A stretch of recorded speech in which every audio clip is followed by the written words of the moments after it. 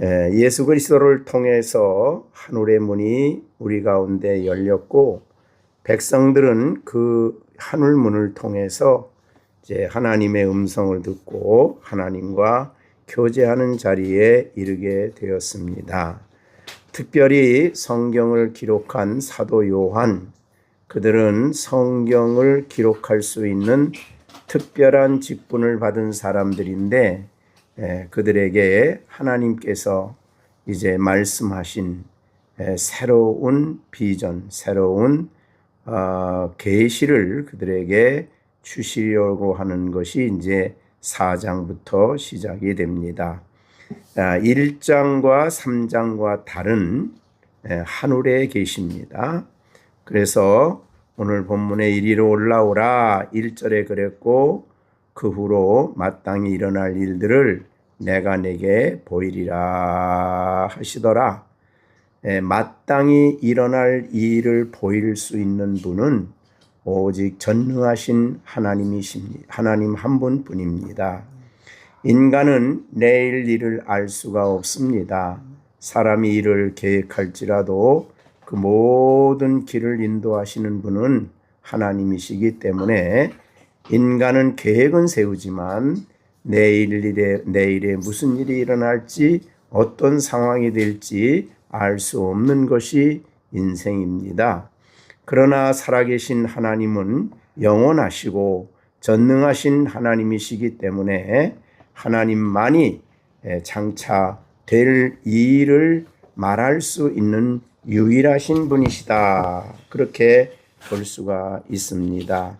그래서 오늘 여기에 사도 요한에게 이리로 올라오라, 그 말은 이제 요한에게 특별히 영적으로 하늘에 올라가 하나님 앞에서 하나님의 음성을 들을 수 있는 그런 놀라운 기회를 주신 것이다, 그렇게 볼 수 있죠.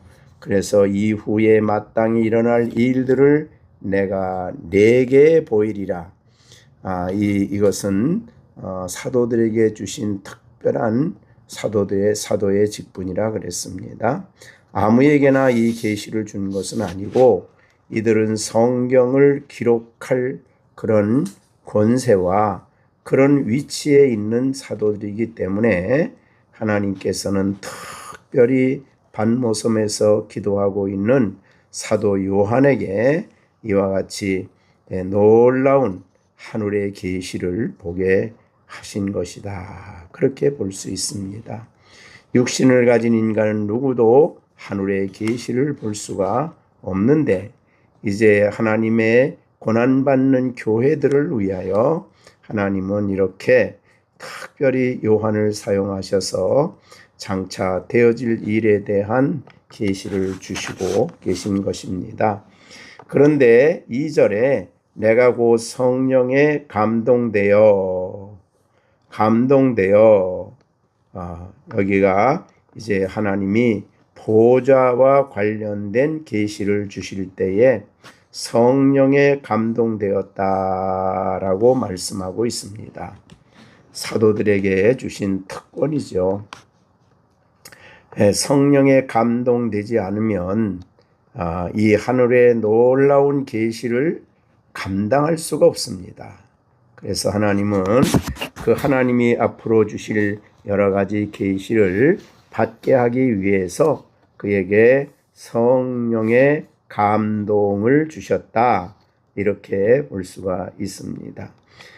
요한계시록 1장 10절에서도 주의 날에 내가 성령에 감동되어 내 뒤에서 나는 나팔소리 같은 큰 음성을 들었다 하면서 이제 1장과 3장의 내용을 기록했듯이, 오늘 본문에도 또 다른 또 새로운 하늘의 계시, 하늘의 환상을 보게 하기 위하여 하나님은 사도 요한에게 성령의 감동, 특별하신 성령의 임재가 사도 요한에게 있으므로 그것을 감당하게 하였다, 그렇게 볼 수 있습니다.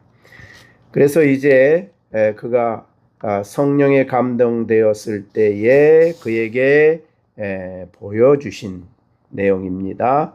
보라, 하늘에 보좌를 베풀었고 그 보좌 위에 앉으신 이가 있다라고 말씀하십니다.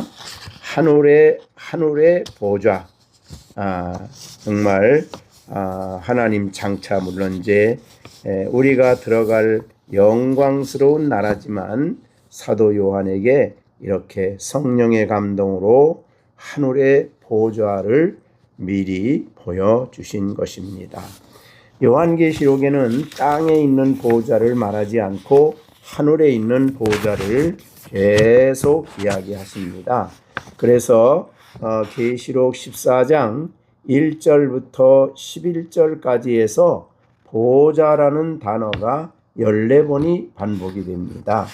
그래서 하늘에 있는 보좌에 대한 놀라운 말씀을 계속 하시고 있는 것을 볼 수가 있습니다. 오늘 2절에도 보좌란 말이 2번 나옵니다.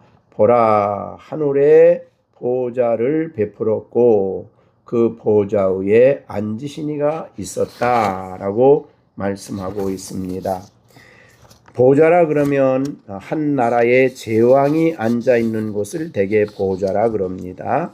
그래서 이 하늘의 보좌에 앉았다 그 말은 바로 하늘에 앉으신 하나님, 영광의 하나님이 보좌에 앉으셨다.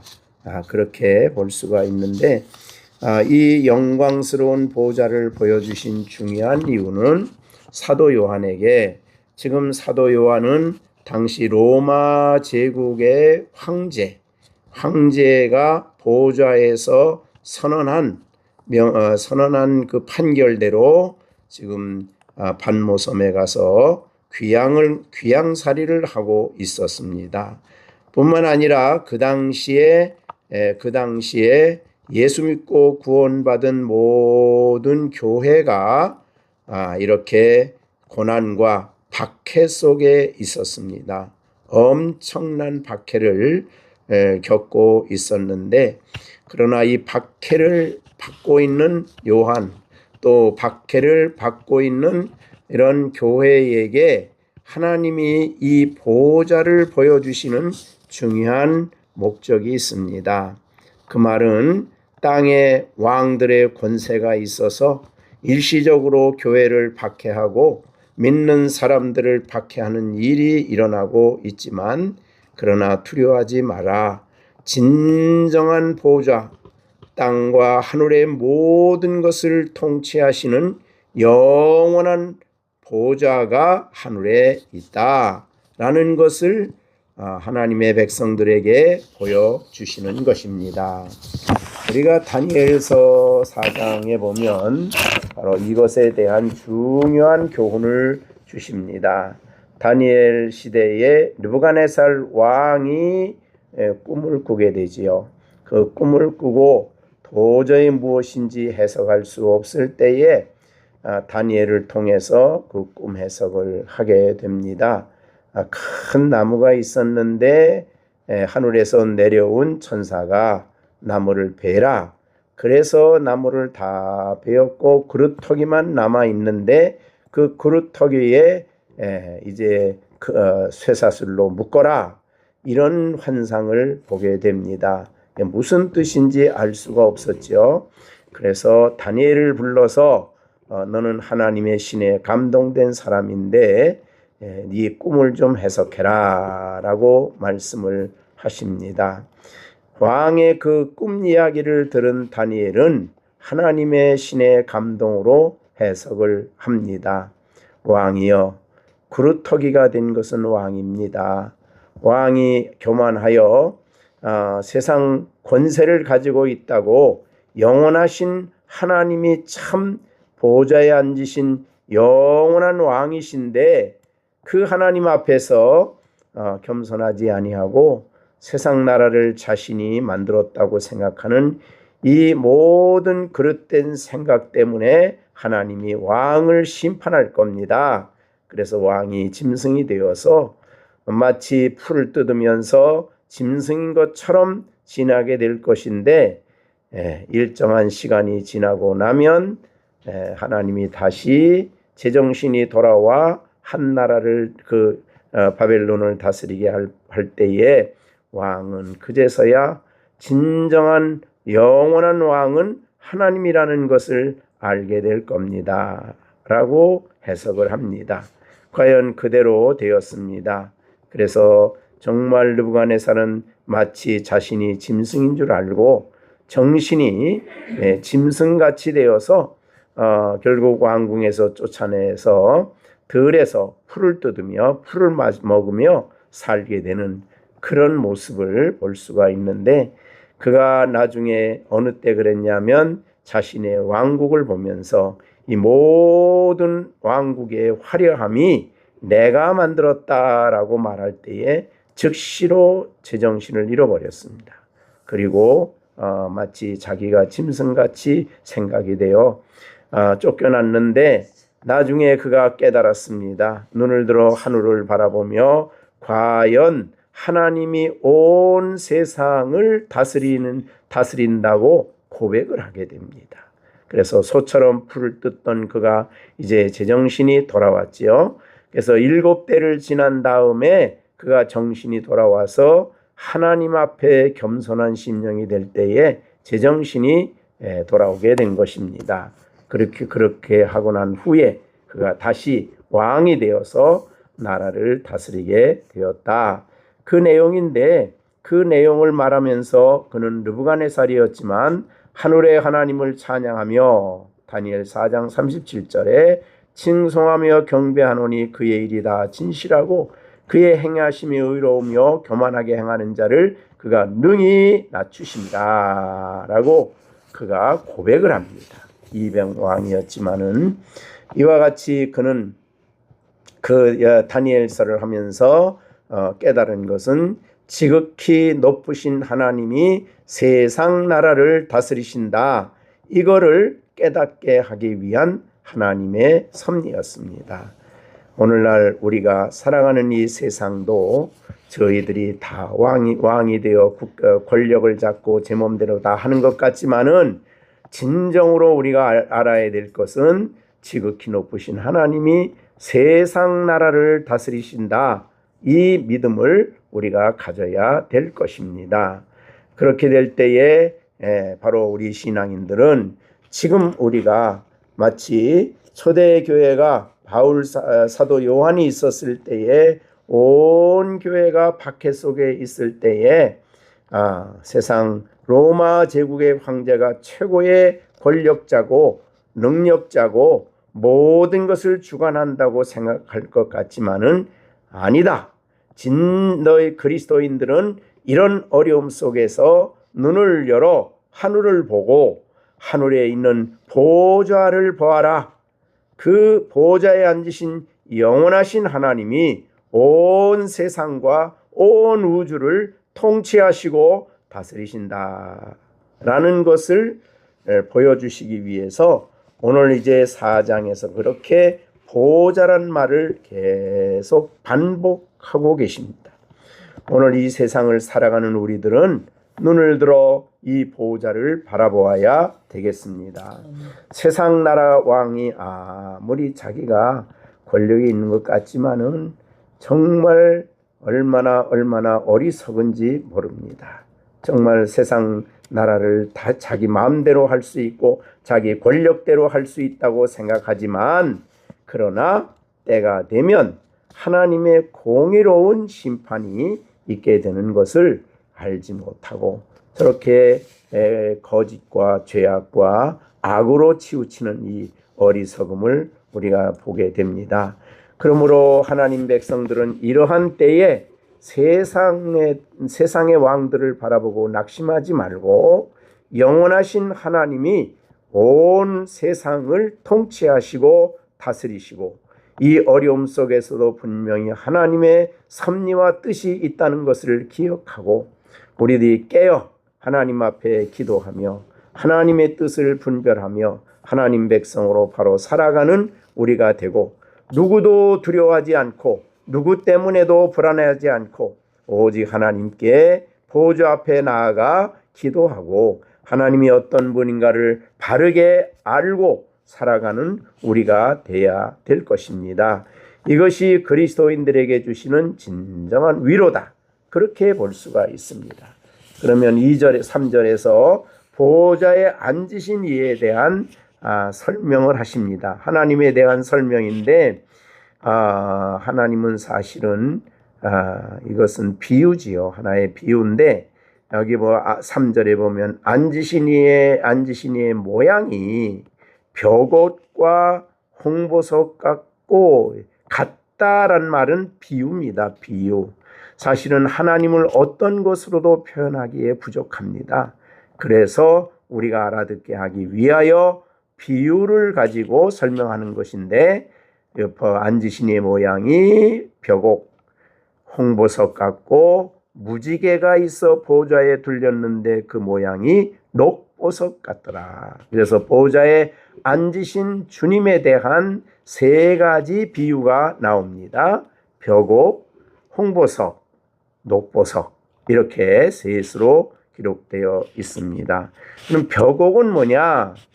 이것은 구약에도 나오는 그런 보석인데 그 맑기가 수정 같고 금강석 종류 같은 것이다 그랬습니다. 그래서 이 벽옥이란 말은 하나님의 거룩하심, 순결하심, 하나님의 위엄을 보여주시는 그런 표현이다. 그렇게 얘기를 했습니다. 하나님 벽옥 같다는 말은 하나님은 온 우주의 유일하신 거룩하신 하나님이시며 그의 위엄과 권세가 무한하며 그의 순결하심을 보여주시는 그런 표현이다. 그 다음에 두 번째는 홍보석 같다는 말은 하나님의 진노, 그러니까 핏빛을 상징하는데 하나님의 진노와 심판을 상징한다. 때가 되면 악한 자가 승리하는 것 같지만은 궁극적으로 때가 되면 하나님의 심판과 진노가 임하게 된다. 그런 말이 되겠습니다. 노아의 홍수 시대에도 마찬가지입니다. 그들이 하나님을 알지 못하고 온 세상 사람들이 죄와 불법으로 가득하고 생각하는 것이 항상 악하고 불의한 가운데 있었던 그들에 대한 하나님의 심판이 준비되어 있었습니다. 하나님의 진노지요. 그래서 하나님은 공의로운 긍휼이 풍성하시고 사랑이 무한하신 하나님이시지만 그래서 주께 돌아온 자에게 은혜를 베푸시고 회개하는 자를 받아주시고 그러지만 동시에 끝까지 악의 길을 걸어가고 불법을 행하는 자에게 하나님의 진노와 심판이 기다리고 있음을 보여주는 것이 홍보석 같다라는 말을 하고 있습니다. 거룩하신 하나님은 불의를 끝까지 결코 묵인하지 아니하시고 때가 되면 하나님의 정한 때가 되면 하나님의 심판이 나타나게 되는 것입니다. 인류 역사에 바로 그런 것을 보여줍니다. 그래서 하나님의 놀라우신 공의로운 심판을 보여주는 것이 홍보석 같다. 그 다음에는 녹보석인데 무지개가 보호자에 둘려 있는 녹보석 같다. 여기에는 무지개라는 말이 있습니다. 노아의 홍수 때 하나님이 말씀하셨던 그 무지개지요. 그것은 바로 하나님이 인류를 멸망시키지 않겠다는 하나님의 약속이었습니다. 즉 진노 중에도 하나님은 긍휼을 잃지 않는다. 하나님은 긍휼을 베푸시는 분이다. 라는 것을 보여주는 것이 바로 무지개를 상징하는 말입니다. 하나님의 놀라우신 긍휼은 모든 인류를 다 멸망시키지 않고 때가 되면 하나님은 그들을 불쌍히 여기시고 구원해 주신다는 그런 약속이 되겠습니다. 진노 중에도 긍휼을 잃지 아니하시는 하나님이시다라고 창세기 9장부터 11절부터 14절에 말씀을 하셨습니다. 하나님이 언약을 세운다. 그때 모든 인생을 다 심판해도 할 말이 없지만 그러나 하나님은 긍휼의 하나님이신지라 내가 다시 그 홍수와 같은 것으로 인간을 심판하지 않겠다 하는 언약입니다. 그래서 이 무지개는 언약, 그래서 녹보석은 바로 하나님의 언약을 상징하는 그런 교훈이다. 이렇게 말씀하셨습니다. 우리 하나님은 보좌에 앉으신 하나님이신데 그렇게 정말 거룩하시고 그 다음에 공의로우시고 그 다음에 진노 중에도 긍휼을 잃지 아니하시는 영광의 하나님이시다라고 우리에게 보여주시고 계십니다. 우리는 이 세상을 살아가면서 정말 우리가 당하는 모든 세상의 일들을 볼 때에 우리가 때로는 불의한 자가 성공하는 것 같고 악한 자가 세상을 지배하는 것 같지만은 모든 권력을 가지고 모든 악을 행하는 것 같지만은 때가 되면 하나님의 놀라우신 공의가 드러나는 것입니다. 그렇기 때문에 우리는 눈에 있는 세상 왕의 권세를 바라보지 않고 눈을 들어 영원하신 하늘을 믿음으로 바라보고 보좌에 앉으신 하나님, 지극히 높으신 하나님이 세상 나라를 다스리신다는 믿음을 가지고 신앙생활하는 우리 모두가 되어야 되겠습니다. 오늘 그것을 우리에게 보여주십니다. 우리는 사도 요한과 같이 그렇게 하늘을 직접 보지 않았지만 계시의 말씀을 통해서 오늘 우리의 눈을 들어 하늘을 바라보라고 하시는 것입니다. 이 땅에 사는 우리들 겸손히 하나님의 영광을 바라보며 그의 위대하신 통치와 다스리심과 영광을 바라보며 하나님의 뜻이 이 땅에 이루어지기를 위하여 기도하며 신앙으로 살아가는 우리 모두가 되어지기를 간절히 바랍니다. 기도하겠습니다. 은혜로우신 아버지 하나님, 오늘도 하나님은 우리를 사도 요한을 통해서 이 세상을 살아가는 우리들, 때로 세상에 불의한 자가 권력을 잡고 악한 자들이 권력을 지배하며 거짓과 정말 거짓말로 온통 우리 주위의 모든 일들을 볼 때에 정말 어찌 이런 일이 있을 수 있을까 하는 안타까운 현실을 보고 하나님 교회를 향해서 불의하게 싸움을 걸고 악하게 행동하는 모든 권력자들을 볼 때에 하나님에 대해서 우리가 정말 실망하지 않게 하시고 눈을 들어 하늘을 바라보며 하나님의 보좌를 바라보며 소망을 가질 수 있는 우리들이 되게 해 주시옵소서. 하나님, 이스라엘 백성들이 바벨론에 포로되어 갔을 때에 바벨론에 의하여 성전이 무너지고 예루살렘 성곽이 다 무너지고 백성들은 수많은 사람들이 죽고 그리고 바벨론에 포로되어 간 사람이 수만 명이 되고 그들이 그 외국 땅에서 정말 슬퍼하며 외국 땅에서 노예 생활을 하며 얼마나 고통하는 그들을 향해서 하나님은 다니엘을 통해 하나님의 계시를 알려주시고 그래서 정말 여호와 하나님이 온 세상을 다스리고 통치하는 것을 보여주심으로 그들이 위로를 받게 하셨던 것처럼 오늘도 이 말씀을 통해 우리를 위로하시는 하나님의 위로를 저희들이 받습니다. 오늘도 이 말씀을 붙들고 우리가 더욱 하나님 앞에 겸손히 우리를 낮추고 아버지의 뜻이 이루어지기를 기다리며 하나님 백성으로서 회개하며 바른 길을 걸어갈 수 있는 우리들이 되게 하여 주시옵소서.